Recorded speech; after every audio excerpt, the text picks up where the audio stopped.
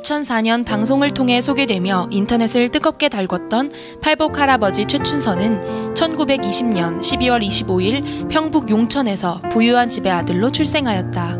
최춘선의 아버지는 중국 북경에서 무역을 하였는데 아파트 세 채가 아니라 3개의 동을 소유할 정도로 부자였다. 부유한 집에서 태어난 최춘선은 어린 시절 물질이 차고 넘칠 정도로 여유가 있었다. 그의 집은 60년대에 자가용이 5대였고 집안까지 들어가려면 정문에서 한참을 걸어야 했다. 또한 젊을 때 최춘선은 하루에 와이셔츠를 서너 번 갈아입을 정도로 멋쟁이였고 5개 국어를 구사하는 수재여서 옛날 미국 선교사가 부흥회에서 증거할 때 통역을 하기도 했다. 또한 최춘선은 일본 동경에 유학을 하여 와세다 대학교를 나왔다. 유학 중에는 당시 일본의 유명한 기독교 지도자였던 가가와 도요히코와 우찌무라 간조의 영향을 많이 받았다.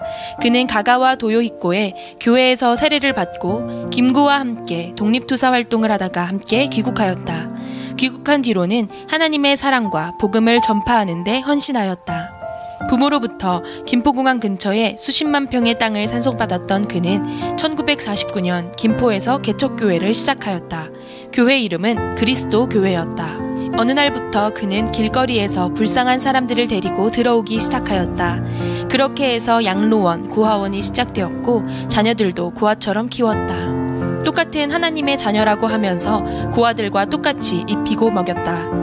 다른 고아원 원장들은 돈도 많이 벌고 그 자녀들이 호의호식한다는데 왜 우리 집은 이렇게 살아야 하나. 어린 자녀들은 아버지에 대한 원망이 컸다. 큰아들이 7살 즈음인 어느 날 아버지가 전도용 궤도를 가지고 노방전도를 나가는 것을 보고 따라갔는데 아버지는 버스에서 복음을 전하다가 쫓겨났다.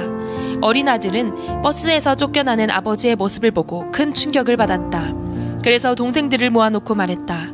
아버지가 예수를 믿어서 우리가 이렇게 된 것이니 우린 절대로 예수 믿지 말자. 부모로부터 유산을 받은 땅은 많은 실향민과 가난한 이들에게 집을 지으라고 나누어 주었다. 남은 땅이 3,000평이었는데 그마저도 땅은 사람의 것이 아니라 하나님의 것이라고 믿었기에 등기를 하지 않았다. 그런데 이 사실을 안 어떤 사람이 그 땅을 자기 앞으로 등기를 하는 바람에 어이없게 빼앗겨버렸지만 힘든 표정 한번 짓지 않았다. 그는 모든 것을 나눠주고 남은 땅까지 빼앗기고 난 후 여기저기서 쫓겨나 고아들과 30번 이상 이사를 다녔는데 한 번은 추운 겨울날 이사를 가게 되었는데 이삿짐센터 차가 예정보다 일찍 와서 밥도 못 먹고 이사를 가게 되었다. 그날따라 하늘에서 눈이 내렸다. 사근동 집을 나와 트럭 뒤에 최춘선과 장남과 작은아들이 타고 가는데 큰아들의 눈에서는 눈물이 흘렀다. 서럽다 못해 비굴하기 그지없는 신세를 한탄하고 있을 때 최춘선 목사는 찬송을 불렀다. 내 주를 가까이 하게 함은 십자가 짐 같은 고생이나 내 일생 소원은 늘 찬송하면서 주께 더 나가기 원합니다. 그때 큰아들은 속으로 외쳤다. 아버지나 가까이 하세요. 나는 싫어. 우리에게 이렇게 고통을 주는 예수가 나는 싫어. 그런데 그가 예수님을 부인할수록 예수님은 더욱 가까이 다가오셨다. 그 아들은 17살이 되어 예수님을 만나고서야 아버지를 이해하게 되었고 점차 아버지처럼 살고픈 욕망이 생기게 되었다. 최춘선은 2001년에 목사 안수를 받았다. 독립운동을 했던 최춘선은 도장 하나만 찍으면 증손자까지 4대가 학비 지원을 받으며 경제적으로 안정을 찾을 수 있었다. 그럼에도 그런 노력을 하지 않는 아버지를 자녀들은 이해할 수 없었다.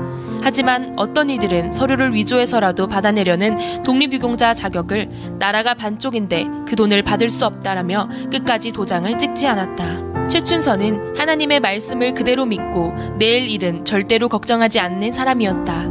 당장 내일 먹을 쌀이 없어도 전부 나눠주고 새 옷을 사다 주면 밖에 나갔다 들어올 때 다 떨어진 헌옷으로 바꿔 입고 들어오기도 했다.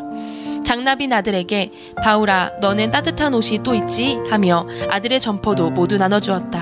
한 번은 다음날 아침에 먹을 쌀을 전부 나눠줘 부인이 발을 동동 구르고 있는데 지방에 사는 한 분의 성도가 첫 수확한 쌀이라며 쌀을 가지고 새벽차로 올라와 문을 두드린 적도 있었다. 훗날 아들은 정말로 밥을 굶은 적이 없었다고 고백한다. 1970년 초에는 중병에 걸려 죽을 위험에 처했다가 하나님의 기적으로 회복되는 신비한 체험을 했는데 이때가 50세 무렵이었다. 큰 체험을 한 최춘선은 남북 통일이 되기 전에는 절대로 신발을 신지 않겠다고 결심을 하였다.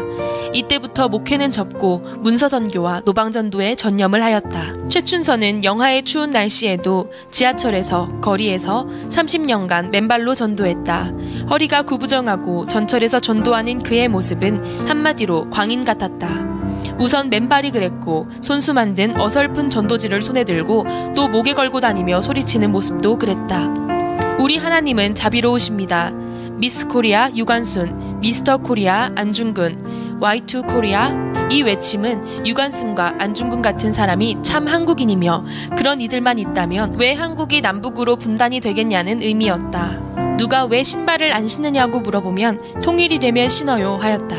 머리에 가슴에 전도지를 달고 맨발로 다니는 그의 행색이 미친 사람처럼 보여 지하철에서 쫓겨나기도 했다. 그래도 그는 다음 날이면 어김없이 나와 그 누가 시켜요? 그 누가 말려요? 사명은 각자입니다 라고 하며 묵묵히 전도자의 길을 갔다. 최춘선은 종이 한 장이라도 아끼기 위해 신문지 위에 자신이 직접 문구를 썼다. 허술하고 볼품도 없고 조금은 우스꽝스러웠지만 깊은 의미들이 담긴 전도지였다. 그 전도지를 그는 자신이 사는 동네의 골목 어귀에도 붙이고 지하철에 있는 사람들에게도 나눠주었다. 최춘선 목사를 이 세상에 알린 김현우 PD가 최 목사님의 거처가 있다는 한남동으로 무작정 찾아갔다. 매우 추운 날임에도 불구하고 그날도 전도를 하기 위해 집을 나선 그를 길에서 만나 댁으로 방문했는데 그의 방은 그가 손수 만든 전도지로 도배가 되어 있었다. 이 모든 것을 손수 만드는 것이냐고 묻자 내 몫의 태인 십자가 늘 지고 가리다 아멘 하였다.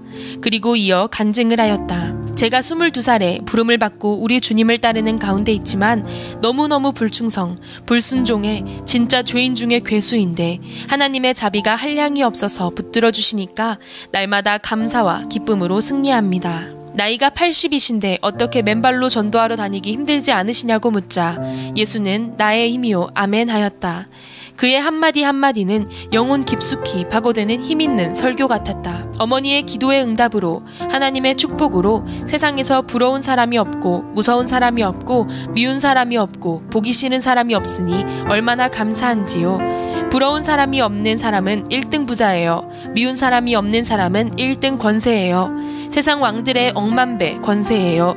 말세의 세상에 내가 다시 올 때에 세상에 내가 믿는 자를 보내겠냐고 말씀하십니다. 진리는 고독해도 날로 더욱 담대합니다. 그는 모든 소유를 가난한 사람들에게 나눠주고 지극히 가난하게 살면서 오직 복음 전파와 예배에만 전념하며 어린 아이들에게도 언제나 존댓말을 사용하였고 가족 간에도 예수님 얘기 외엔 하지 않았다. 오직 예수를 위한 삶 외엔 어떠한 인간적인 쾌락이나 즐거움을 모르고 말씀 그대로를 순종으로 살았던 최춘선 목사는 목사라는 호칭보다 전도자라는 호칭을 더 좋아하며 세례 요한과 같은 삶을 살았다. 마지막 순간까지도 복음을 전하는 발걸음을 멈추지 않으셨던 최 목사는 2001년 9월 8일 주변의 만류에도 불구하고 병약한 몸을 일으켜 전도하러 나갔다가 전철에서 앉은 자세로 소천하셨다. 최춘선은 일제 치하의 암흑기에는 나라의 광복을 위해, 광복 후에는 이 땅의 예수 그리스도의 참 사랑과 평화를 꽃피우기 위해서 애쓴 맨발의 전도자였다.